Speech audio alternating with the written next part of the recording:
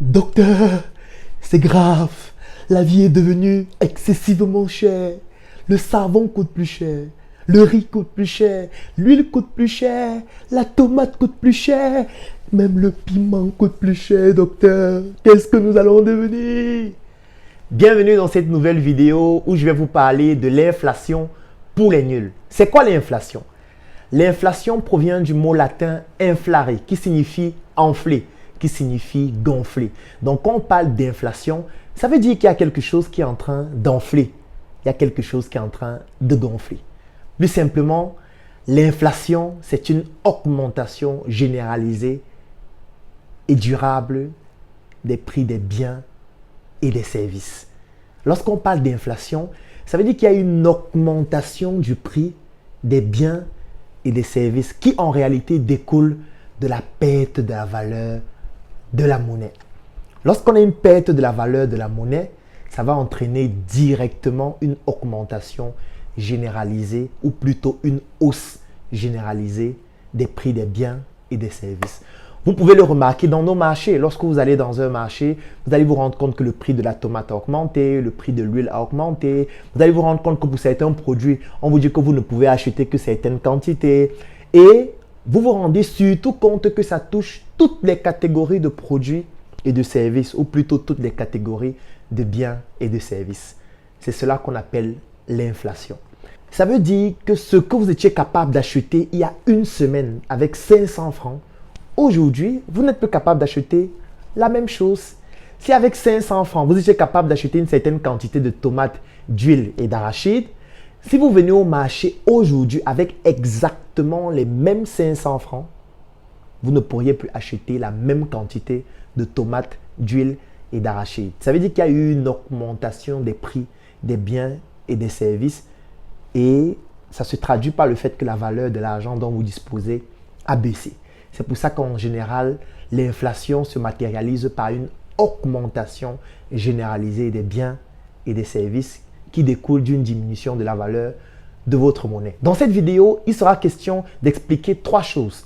La définition de l'inflation, ce qui est déjà fait, les causes de l'inflation, ce que nous allons commencer à voir tout de suite, et surtout les conséquences de l'inflation.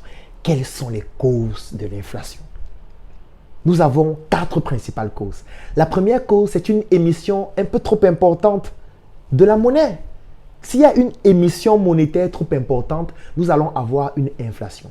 Qu'est-ce que ça signifie? Ça signifie que si nous sommes dans une population avec 1000 personnes et qu'on produit de la monnaie pour ces 1000 personnes et que pour plusieurs raisons, il y a une augmentation de la monnaie dans cette population, la valeur va diminuer. Comme pour tout bien et tout service, lorsqu'il y a une abondance du bien et du service, la valeur du bien et du service diminue. Imaginez-vous un instant que l'iPhone 13 Pro coûte 10 000 francs et que tout le monde a la possibilité de s'acheter un iPhone 13 Pro. Ça veut dire que ce ne sera plus miraculeux pour quelqu'un d'avoir un iPhone 13 Pro. Ça veut dire que la valeur de ce téléphone va diminuer parce qu'il est devenu beaucoup plus accessible. C'est la même chose avec l'argent. Si l'argent est beaucoup plus accessible, beaucoup plus disponible parce que produit en quantité beaucoup plus importante, la valeur de l'argent va diminuer. C'est pour ça qu'on combat la fausse monnaie. Vous vous rendez compte qu'il y a des personnes qui peuvent imprimer de la fausse monnaie et faire en sorte que cette fausse monnaie entre dans la circulation économique de manière un peu trop importante. Ça va augmenter la quantité d'argent en circulation. Et quand la quantité d'argent en circulation augmente, qu'est-ce qui se passe? Ça diminue la valeur de la monnaie. Et quand la valeur de la monnaie diminue, on peut donc avoir une inflation. Deuxième cause, c'est lorsque l'offre est supérieure à la demande. Prenons un cas de figure. Vous êtes un agriculteur. Vous produisez par exemple de la tomate. Vous produisez 1 tonne de tomates par mois. Vous arrivez au marché et vous vous rendez compte que les gens qui veulent acheter la tomate ont besoin de 10 tonnes de tomates. Ils viennent vous dire, je veux 10 tonnes de tomates, je veux 5 tonnes de tomates, je veux 4 tonnes de tomates. Et vous vous rendez compte que vous n'avez qu'une seule tonne. Qu'est-ce qui se passe? Il y aura une augmentation des prix de la tomate. Parce que ceux qui sont en train d'offrir le produit, d'offrir le bien et le service, se rendent compte que le besoin est beaucoup plus important. Et qu'est-ce qui va se passer? La spéculation va commencer. Il y aura donc une augmentation de ces prix afin de pouvoir capitaliser sur le fait que beaucoup de personnes demandent. Il y a beaucoup même d'opérateurs économiques qui fonctionnent avec ce principe. Moi, j'ai par exemple un ami qui produit de la pomme de terre et quand il produit sa pomme de terre, il ne vend pas. Il stocke sa pomme de terre et il attend lorsqu'il n'y aura plus la saison. Qu'est-ce qu'il fait donc? Quand il n'y a plus la saison de pommes de terre, ce qui fait en sorte qu'au marché, on retrouve de moins en moins la pomme de terre. Il sort maintenant ses pommes de terre et il commence à vendre. Et dans ce cas de figure, qu'est-ce qui se passe? Il y a donc une offre qui est inférieure à la demande et il peut donc facilement faire de la spéculation et augmenter les prix. Donc la deuxième cause de l'inflation, c'est le fait que l'offre soit inférieure à la demande. On a une demande qui est beaucoup trop importante par rapport à l'offre. Troisième cause de l'inflation, c'est lorsque le prix de la matière première augmente. Je vais vous prendre un exemple. Supposons que vous êtes un fabricant de produits ou de services. Ou alors, par exemple, vous êtes un maître chocolatier, comme les maîtres chocolatiers de Startup Food, et vous fabriquez du chocolat. Et pour fabriquer votre chocolat, vous avez besoin de la matière première. La matière première principale, c'est le cacao. Si le prix du cacao sur le marché augmente, ça augmente vos coûts de production. Et si les coûts de production augmentent, l'une des conséquences pour ne pas tomber en faillite, c'est d'augmenter le coût du produit manufacturé final qui est le chocolat choco. Conséquence, augmentation du prix du chocolat. Et imaginez maintenant que les prix des matières premières augmentent dans plusieurs domaines. Le fer augmente, le cacao augmente, le café augmente, le blé augmente, le sucre augmente. Ça va donc faire en sorte que tous les produits manufacturés qui utilisent ces matières premières vont aussi augmenter sur le marché. Et ça va entraîner quoi? Une inflation. Donc la troisième cause de l'inflation, c'est l'augmentation du prix de la matière première. Quatrième cause de l'inflation, qui parfois est une cause que beaucoup de personnes ne connaissent pas, c'est l'augmentation des salaires. Imaginez-vous dans une entreprise, il y a 5 personnes qui travaillent. Ces 5 personnes produisent par exemple du thé que nous allons commercialiser. Ces 5 personnes ont un volume salarial ou alors une masse salariale de 500 000 francs par mois. Imaginez qu'un jour, le syndicat des salariés décide de manifester pour dire on doit augmenter nos salaires. Descend dans la rue, manifeste pendant un mois, paralyse dans la production pendant un mois et directement le patron dit j'ai écouté vos doléances, je vais augmenter vos salaires de 100%.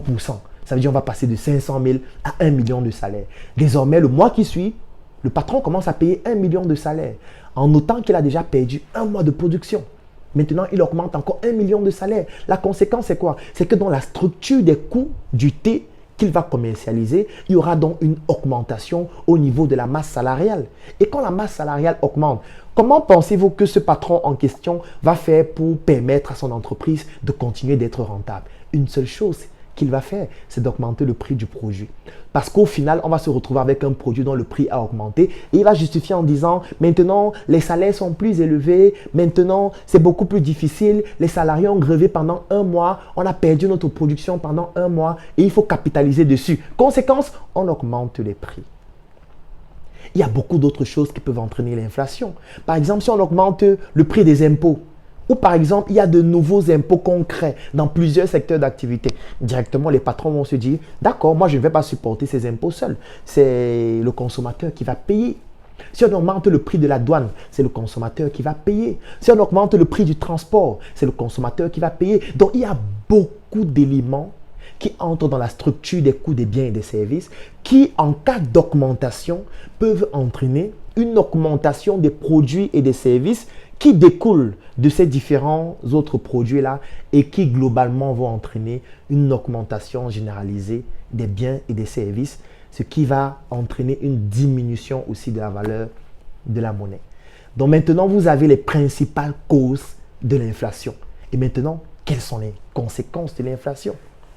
Alors, les conséquences de l'inflation ne sont pas toujours celles que vous croyez. Parce que bien évidemment, il y a une baisse du pouvoir d'achat. Vous qui touchez 50 000 par mois, vous vous rendez compte que le loyer a augmenté, l'eau a augmenté, la lumière a augmenté, le pain a augmenté, la sardine a augmenté, la tomate a augmenté. Oui, ça baisse votre niveau de vie. Vous ne pourriez plus acheter un certain nombre de choses. Mais ce que vous devez savoir, c'est qu'il y a d'autres personnes qui bénéficient de l'inflation. Je vais vous prendre un exemple. Puisque je vous ai fait comprendre que l'inflation, c'est lorsqu'il y a une diminution de la valeur de la monnaie, il y a une augmentation généralisée des prix. Ça veut dire qu'il y a des personnes qui bénéficient de l'inflation. Imaginez-vous quelqu'un qui était trop endetté. Quelqu'un qui avait par exemple des dettes d'1 milliard de francs. Il y a une inflation de 10%. Ça veut dire que la valeur de la monnaie a diminué de 10%. Qu'est-ce qui va se passer avec sa dette? En réalité, sa dette va diminuer. Oui, parce qu'en fait, la valeur de l'argent qu'il doit rembourser est en train de diminuer. Maintenant, posez-vous la question, quelles sont les personnes les plus endettées? Vous allez vous rendre compte que les personnes les plus endettées sont en train de gagner plus d'argent lorsqu'il y a plus d'inflation. Je n'ai pas envie d'entrer dans trop de détails, mais le but de cette vidéo, c'est de vous pousser à la réflexion. Quelles sont les personnes qui bénéficient de l'inflation? Au-delà du consommateur qui est en train de perdre parce que sa valeur a diminué, parce que son pouvoir d'achat a diminué. Au-delà du commerçant qui parfois joue sur l'inflation pour faire de la spéculation et augmenter les prix de manière inappropriée et gagner beaucoup d'argent. Au-delà de cela, quelles sont les personnes qui gagnent le plus de l'inflation? Alors, si vous avez trouvé, écrivez en commentaire et on se donne rendez-vous dans le Claudel Numbissier Business Group, qui est ce groupe dans lequel nous sommes déjà plus de 300 aujourd'hui, dans lequel chaque jour j'envoie une chronique de ce type, mais cette fois orientée business. Parce que dans le Claudel Numbissier Business Group, je parle uniquement de business, d'opportunités d'affaires qui peuvent intéresser un étudiant, un entrepreneur, un fonctionnaire, un opérateur économique et toute personne qui est intéressée par les affaires. Et à partir de janvier, dans le groupe, nous allons démarrer avec notre tontine structurelle. Rendez-vous dans le Claudel Numbissier Business Group. Et si vous êtes intéressé par ce groupe, écrivez en commentaire. Je souhaite intégrer le Claudel Numbissier Business Group et je vais vous contacter afin de vous dire comment procéder. Passez un très bon dimanche. J'ai vendu mon lit, mon frère. J'ai arrêté de dormir, ma soeur. Et depuis ce jour, je me pose des questions. Je remets tout en question. Je suis né en Afrique de père et mère nucléaire. Eux aussi, ils sont nés de leur père et mère nucléaire. Dans mes veines coule le sang.